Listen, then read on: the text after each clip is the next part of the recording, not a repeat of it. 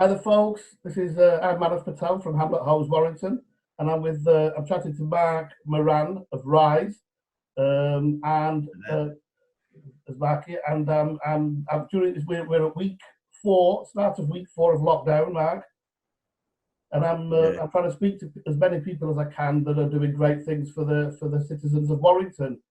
So, Mark, give us a little bit about yourself. Who are you? Who's Mark? And who's RISE? And what are you doing for our great citizens of Warrington? Well, first of all, thanks for bringing us on and having this sort of like initiative.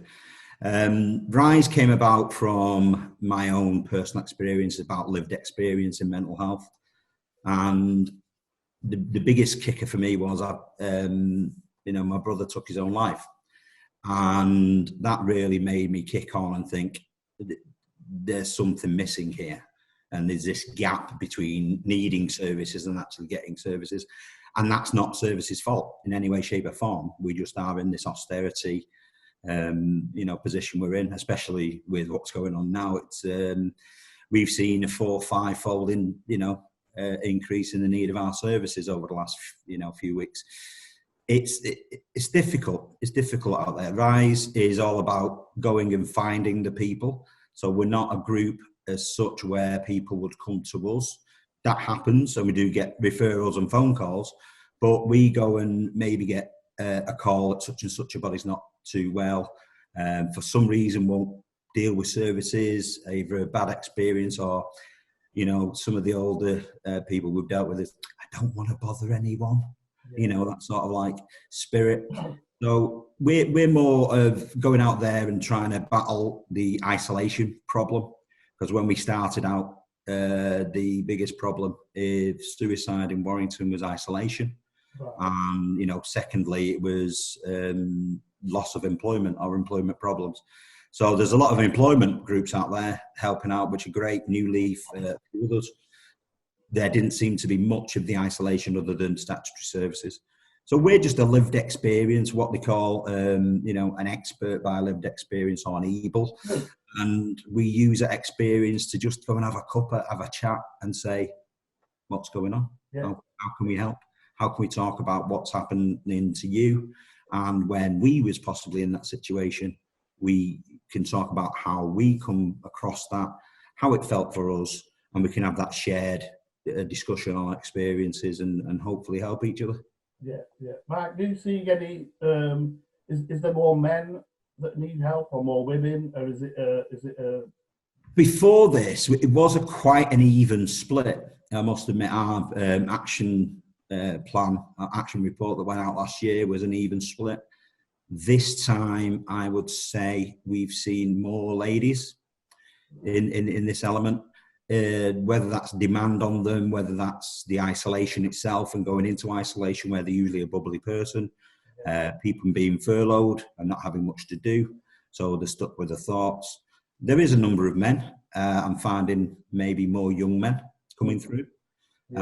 Obviously, that's a big issue because suicide's the biggest killer between the ages of, young teens and up to 45, 50s now in men. So.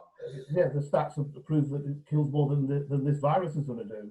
Yeah, and that's the biggest thing. I've always said mental health is a hidden pandemic. It's always consistently happened. There's some great teams coming through, like the Time to Change Hub, trying to battle the stigma. I saw, a good friend, Chris Judge, on the other week. Oh, yeah. With Directions for Men. It's absolutely fantastic to see a lot more people out there because on average, Warrington's stats are showing up to 40,000 people with a mental health problem at any one time. Yeah. The more the merrier. It's a big thing. It's not like we're running out of customers. Yeah. There's a lot of people that need help. So obviously, the more people like yourself and like Chris that are out there that supporting vulnerable people is needed. Absolutely. So go on, carry on. Yeah, very much so. And, the big thing for us is knowing our boundaries. So in peer support, where we do a group or if we do anything else, we've got to make our boundaries so thick that even if we fell over and did make a mistake, we don't fall over that boundary. So, You know, if it's somebody who needs a social care, then they go to the Safe and Well team. If it's somebody who needs further mental health, they go to the new 24/7 crisis team, support team. We're there to give them that first response of, how's things? Is everything going all right? What can I do for you? Is there anything we need? And we also keen in now with the COVID-19, we're keen in with local groups that's came out, you know, some absolute great response from the likes of Beth Trainer, Matt Dempsey, Carol Culgannon, all over the Central Six Wards, really, that are getting that support to the people who need it. The local government are now mobilised and they're doing that as well through the Safe and Well team. But it's about integration, it's about all working together and all coming to the banner of mental health and maybe just the wider social support. Yeah. I mean, and obviously if it doesn't exist, then people like yourself, people like Chris, people like Beth Trader, as I said, I've seen her name, they step in, they have to do. Yeah. Because it's a human nature, isn't it, to step in and want to help. And people are doing that. But how long has RISE been in action? We started off as an idea back in February 2018. So around about 2 years. We've gone under different guises. The first group was Mindful, and then we split away. Mindful became whatever Mindful became, and then RISE came out of the ashes, if you suppose. And it's all about the people we serve. So even to choose the name of the new group, we went out and said, what would you like it to be called? Okay. You know, it could have been called Boaty McBoatface, and I was a bit worried about that, but Well, it's a bit dangerous letting people pick a name, isn't it?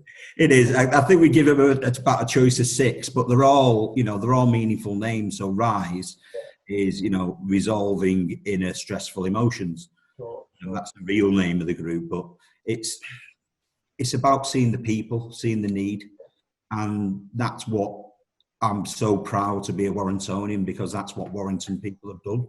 Absolutely. How do you reach out to people, Mark? How does it work? If you're aware, are you aware that there's someone that needs help, or do people call you? How do you reach out? Yeah, people phone us. We have a phone number. We have about 2 or 3 ladies on that phone bank at the moment, running the phone bank. Unfortunately, there's only me out doing any sort of emergency visits that we do. Obviously, full COVID-19 approved guidelines and stuff being met, masks and gloves and all that sort of stuff. We've also got text messaging systems, and also we've got Facebook, social media. We've got the website that people can contact us on.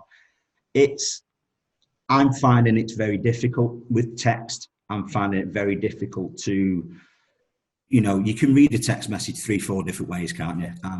And you really need to see a person. Yeah, you need to speak to them. You need to speak, and the best way clearly is face to face. Yeah, 7% of our whole communication is words. That's it. Yeah. The other 93%, is tone of voice, the actual body language, actual non-verbal contact, that sort of things. Yeah. And so it's difficult. It's very difficult to do that sort of support that way. But if that's what we've got, that's what we've got. Yeah. I've been doing walks with people. So if they needed a one-to-one, let's go out and use your exercise time. Yeah. We've walked around Bank Park, we've walked around Newtley Willows, we've walked around, various places where just to get the people out is a big thing. Get them out of that routine, stop that rumination going on for them. And that exercise as well gets endorphins going and gives them that little bit of a kick. Yeah. And we usually find, we have a grading system, and we actually grade on people's mood rather than just coming through the door. Yeah. We actually give them a mood chart, and they can work their way through the mood scale. But we actually find at least a half of point movement in just that 1 hour, an hour and a half, whatever it is they need, because they've been heard. They've been to, and somebody goes, "I get you." Yeah, that's it. You've been here, haven't you? Yeah, I have. And this is what we can do. And this is what's available to us. And it's amazing the amount of people out there who just doesn't know what is available, and that the new service that's come out from North West Boroughs is fantastic. The Safe and Well team from the council another great initiative. Their shielding initiative is fantastic. So just getting that message out there, to me, it was like Boris is sort of like, let's get a letter into everybody's home. Well, I'm sorry, Boris, you told me what I already knew. Yeah. These things are the things that people need dropping on the doormat and going, there you go, that's there. Yeah, you're right. Because I think otherwise people will just suffer in silence. Yeah. And we always say that, you've got three choices on anything in life. You've got that choice of acceptance, which is a massive thing that we come across, and accepting and hoping for change sometimes. You can run away from it. Yeah. Unfortunately, we can't run away from COVID-19. It's everywhere, unless we're a spaceman. Or you can suffer. Yeah. And predominantly, and they're not doing this purposely, obviously, but predominantly we go to suffer. We're, unfortunately, a negative animal by breed because we want to survive. So we're always on, that fight or flight check to see if we can go anywhere or do anything to get away from this. And unfortunately, that becomes paradoxical when you're mentally unwell. Yeah. And is there friends and family of someone that's suffering? Is there anything that they can pick up, clues and things? Do you think, Mark? I know it's impossible. Yeah, we always talk about seclusion. People going away and secluding themselves. If you've got somebody in a bedroom who doesn't want to come out of the bedrooms, okay. Let's look at the youth of today, and they mostly don't because of PS2 and everything else. PS2, look at me age. Yeah, no, PS4 Pro, my son's. So, we've got that element of looking for seclusion. Yeah. When you do come up to people, ask twice. Are you okay? Fine. Yeah. Really? That's that second question, which is also doing. And when people are reaching out to you, they're not reaching out for no reason. Yeah. So if someone reaches out to you, then ask why you're reaching out. We're hearing people are reaching out and getting nowhere. Yeah. People don't understand it, or people don't want it. People are scared of it. Yeah. And we find that quite often where we say, is there anybody in your house you can go and talk to? No, I can't talk to X, Y, Z. Yeah. Whether that be a partner or whoever. So there is elements of that. I always say, look in the eyes. Yeah. For people, you always see that sort of deadpan look. Yeah. Yes, I'm operating, but I'm not here right now. And you gate, you shuffle, you're looking down most of the time. You're looking very morose. And people have great masks. Let's not forget that. I'm fine today. Happy. Yeah. So that is the thing, isn't it? I think that's what we see. We see it's the image that they'll project, and the friends and family will see that and not really understand what's going on behind the surface. All you can ever give person is your time. Yeah. And that's mostly what people want. Is all right, we're not as busy as we usually are. I'm mostly busy panicking now, but even when we are at that point of getting over this thing, it's going to be a new way. It's going to be a new world. We're not going back to that horrible N word that I call normal. Yeah, no, it's not. That doesn't exist. It's a new normal. Yeah, there's a new normal. Yeah, whatever that may be. Yeah. It's going to be acceptable to others. That's what I say, because you can't have a normal when there's 7.7 billion people in the world all unique. Yeah. Each other. There isn't to me, it's what's about being acceptable to others. Sure. Yeah. Awesome. I think, Matt, the stuff you're doing is fantastic, and clearly an inspiration for everyone else in Warrington. I won't go that far. I won't go that far in my usual my processes. But no, I think it's great. So for people that need to get in touch with you, what are your how can they reach you? What's your telephone numbers? The first line of contact telephone numbers. Obviously, it's an 01925. I'll have to look it up on screen while I'm here. Go for it. It's 01925 595276. Yeah. That's our line number. That gets picked up via mobiles. We redirect it to whoever's on at the time. We've obviously got the Facebook Facebook page, RISE Warrington. You've got RISE Warrington on Twitter. I'm not as young as most people are, so I'm not on Instagram or anything like that, TikTok or anything. So I give up at 2, unfortunately. And, you know, get us on the website as well. It's risenw.co.uk,